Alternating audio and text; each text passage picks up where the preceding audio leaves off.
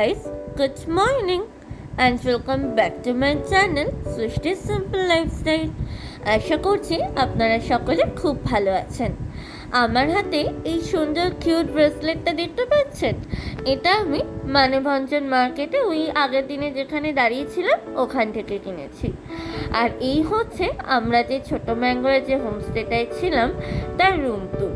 আপনাদের সঙ্গে এক ঝলক শেয়ার করলাম। আসলে আগের দিনে ভেবেছিলাম শেয়ার করব, কিন্তু করা হয়নি, তাই আজকে আপনাদের সঙ্গে শেয়ার করলাম। এনাদের অ্যাকোমোডেশন সত্যি খুবই ভালো এবং এই হচ্ছে এনাদের ওয়াশরুম এবং এখানে গিজারের সুযোগ সুবিধাও সমস্ত কিছুই ছিল।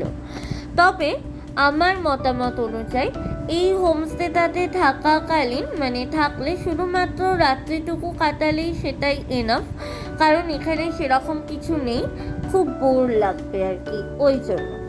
আর এই ব্যালকানি থেকে একটুখানি তিস্তা দেখা যায়।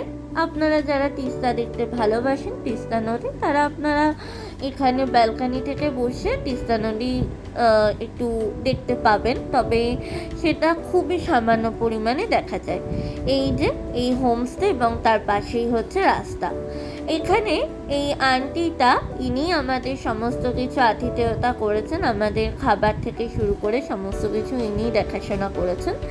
তো ইনি এনাদের নেপালি ট্রেডিশন অনুযায়ী আমাদেরকে উত্তরীয় পরিয়ে সম্বর্ধনা জানালেন। এই যে আমাকেও পরিয়ে দিলেন, ইনি অ্যাকচুয়ালি সবাইকেই পরিয়েছেন এবং আমাদের ছোট্ট কুহুরানিও এই সম্বর্ধনা থেকে কিন্তু বাদ যায়নি। চলুন যাওয়া যাক। আজকে ফেরার দিন ছিল এবং মনটা একটু খারাপ ছিল।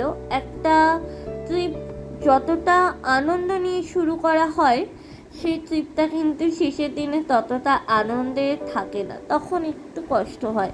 কোথাও মনে হয় যে এতদিন ধরে প্ল্যানিং করলাম আর এত তাড়াতাড়ি দিনগুলো চলে গেল, তো ওইটা নিয়ে একটুখানি মনে কষ্ট ছিল। তো যাই হোক, এখানে আমরা একটুখানি তিস্তা নদীর কাছে দাঁড়িয়েছিলাম। অ্যাকচুয়ালি এখানে তিস্তা নদীর একদম পাশে বা তীরে আর কি যেতে দেয় না। আমার মা তাও একটুখানির জন্য গেছিল। এখানকার পাহাড়ি লোকেরা ছাড়া কেউ এই তিস্তা নদীর তটে যেতে পারে না, এখন আর কি আর যেতে দেয় না। এটা হচ্ছে করোনেশন ব্রিজ, যেটা কিনা ব্রিটিশ আমলে তৈরি করা এবং যার নিচ দিয়ে চলে গেছে তিস্তা নদী। এই দেখুন কি সুন্দর পাহাড় নিজেকে নিজেই সাজিয়ে তুলেছে, খুব ভালো লাগছে ওই ফুলটা দেখতে। চলুন, করোনেশন ব্রিজ দেখা কমপ্লিট, তিস্তা নদীও দেখা কমপ্লিট। এরপরেও আমাদের আরও কিছু সাইট সিন ছিল, যেমন কালীবাড়ি ছিল, কিন্তু যেহেতু আমরা পেঁয়াজ রসুন খেয়ে নিয়েছিলাম, তো সেই জন্য আমরা ওইখানে যাইনি, একটু অ্যাভয়েডই করেছিলাম। তো আমাদের ট্রিপ এই করোনেশন ব্রিজের মাধ্যমেই শেষ হয়ে গেল। এবারে আমরা যাব হচ্ছে আমাদের ট্রেনের জন্য। তো চলুন যাওয়া যাক।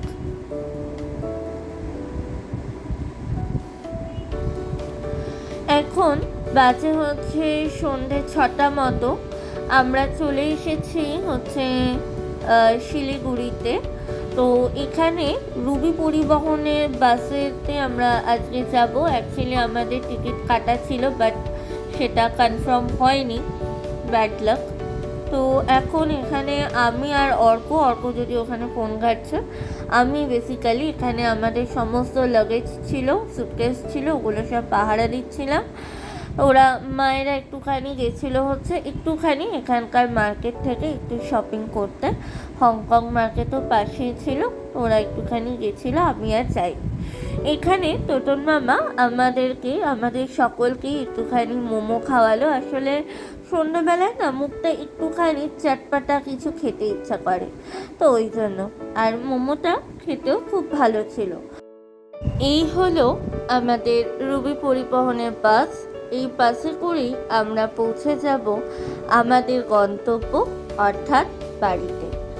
এই বাসেতে স্লিপার, প্রত্যেকটি স্লিপারের ভাড়া হচ্ছে 1400 টাকা করে এবং সিটিংয়ের প্রাইস হচ্ছে 1100 টাকা করে। আমরা দুটো স্লিপার পেয়েছিলাম, এবং 4টে সিটিং পেয়েছিলাম। এই যে আঙ্কেলকে দেখছেন, ইনি হচ্ছেন পিয়ুষ আঙ্কেল। ইনি এখানেই থাকেন, অর্থাৎ শিলিগুড়িতে, এবং আমাদের পূর্ব পরিচিত। আমাদের যখন ট্রেনের টিকিটটা ক্যান্সেল হয়, তখন ইনি আমাদের এই বাসের টিকিটটি পেতে খুবই সাহায্য করেছেন। তো চলুন বাসে ওঠা যাক। দেখতেই পাচ্ছেন বাইরে থেকে বাসটা খুবই সুন্দর দেখতে, এবং ভিতর থেকেও খুবই সুন্দর এবং কমফোর্টেবল। তো এই বাসের তে আমাদেরকে একটা কমপ্লিমেন্টারি স্ন্যাক্সেরও ব্যবস্থা ছিল, তো সেটাও আপনাদেরকে শেয়ার করব। তো চলুন যাওয়া যাক। এখন আমরা স্লিপারে বসে পড়েছি আমাদের সিটেতে, এবং কুহু আমার কোলেই রয়েছে। তো ওকে জিজ্ঞাসা করছিলাম, তীরে তোর ট্রিপে কেমন লাগলো। ও যেরকম ওর আধো আধো কথায় বলে, বোঝাতে চাইলো ভালোই লেগেছে। তো ওটাই। তো এখন আমাদের ব্যাটারি সকলেরই একটু ডাউন হয়ে গেছে। আসলে ট্রিপটা তো শেষ হয়ে যাচ্ছে, আবার কবে আসা হবে, ওই জন্য আর কি। একটা ট্রিপ যতটা আনন্দ দিয়ে শুরু হয়, শেষের সময় একটু কষ্ট তো হয়। তো চলুন আপনাদের শেয়ার করি একটা জিনিস। এই দেখুন, পাপা এখানকার একটা অথেন্টিক মোমো স্টল থেকে আমার জন্য এই মোমোটা এনেছে, এবং এই মোমোটা প্রচণ্ড অথেন্টিক, মানে একদম বেশ খেয়ে মনে হচ্ছিল খুব বেশ সুন্দর খেতে, মানে মনে হচ্ছিল যেরকম অথেন্টিক মোমো হয় ওরকমই। খুব ভালো লেগেছিলো এই মোমোটা খেতে। এইটারও অ্যাড্রেস পিয়ুষ আঙ্কেলই আমাদের দিয়েছিল, যে কোথায় পাওয়া যায় এরকম। তো চলুন।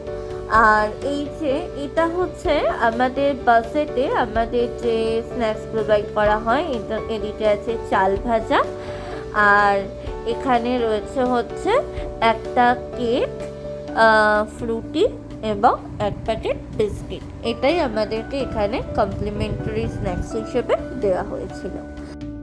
তো মনটা একটু খারাপ হচ্ছিল ঠিকই, কিন্তু তার সঙ্গে এটাও একটা মনের মধ্যে হচ্ছিল যে একটা ট্রিপ শেষ হবে, তবেই তার একটা নতুন ট্রিপ শুরু হবে, কি তাই না? ওই জন্য সেই আর একটা নতুন ট্রিপ শুরু করার আশায় এবং মনে হালকা আনন্দ নিয়ে, তার সঙ্গে একটুখানি দুঃখ নিয়ে, আজকের এই ট্রিপের এই ব্লগ আমি এখানেই শেষ করছি। আশা করছি আবার আপনাদের সঙ্গে দেখা করব, আবার একটা ট্রিপের গল্প নিয়ে। চলুন তাহলে আজকের এই ভিডিওটা এখানেই শেষ করছি। দেখা হবে আরও একটা নতুন ভিডিওতে, আরও একটা নতুন দিন। ও তার সঙ্গে শপিং কালেকশনেরও ভিডিও আসছে। চলুন তাহলে আজকের জন্য টাটা।